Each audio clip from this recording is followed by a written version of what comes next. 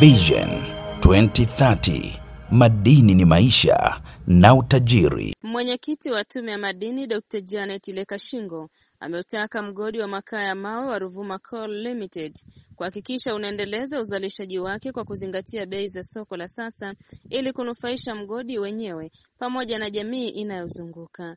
Akizungumza Septemba 30, 2025 wakati wa ziara yake mkoani Ruvuma akiwa ameambatana na kamati ya ushirikishwaji wa Tanzania katika sekta ya madini, Dr. Lekashingo amesema mgodi huo unapaswa kutumia mbinu za kisasa zinazopunguza gharama za uzalishaji ili kuongeza tija na faida.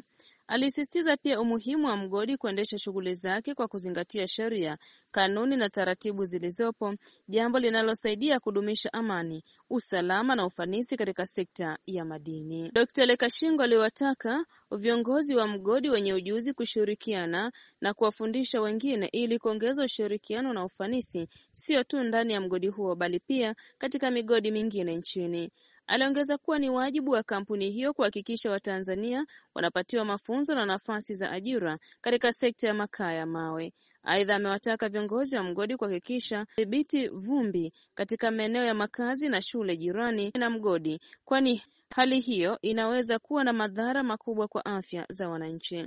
Dr. Lekashingo pia amewapongeza viongozi wa mgodi huo kwa uwajibikaji wao na kwa kuhakikisha rasilimali za madini zinatumika kwa manufaa mapana ya taifa. Amesema wao ni wadau muhimu kwa sababu wamepewa kibali cha kufanya kazi hapa Tanzania. Jukumu lao kuhakikisha wanafanya biashara yenye faida ili waweze kulipa kodi na serikali iweze kukusanya maduhuli.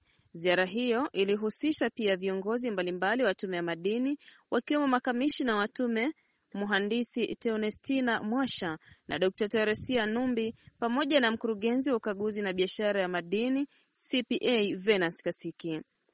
Kwa upande wake, meneja wa mgodi wa Ruvuma Coal Limited Joseph Robert alimshukuru mwenyekiti wa Tume ya Madini kwa kutembelea mgodi huo na kutoa ushauri utakaosaidia kuboresha uzalishaji na kuchangia maendeleo ya jamii inayozunguka. Mohab TV, Ruvuma.